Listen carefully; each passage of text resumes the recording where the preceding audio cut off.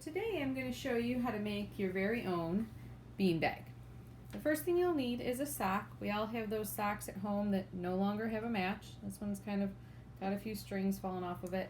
Before you start though, you want to make sure that you can tie a knot in the top of your sock, like this. Okay, so make sure that you have enough sock to be able to have part of the bean bag down here and then be able to tie a knot in it.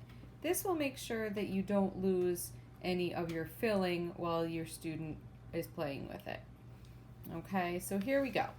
We're going to start with our sock, and helpful to get things in there might be a small or large paper funnel or a plastic funnel, whatever you might have around.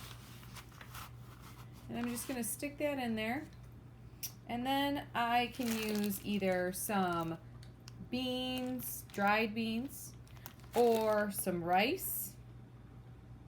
And then this one I'm going to use some rice, and I'm just going to pour that in. Kind of shake it down in there, okay? Now I've got kind of a small bean bag there. So if I want to add some more, I can add some beans. You can mix it. Or maybe I like that size.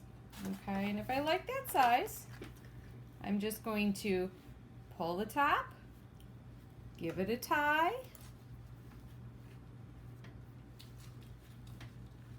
and then pull that really tight, nice and tight. And I've got this extra hanging out there. If you wanted to, you could cut that off, or I will just wrap it around my bean bag one more time like that. And there you have it, homemade beanbag.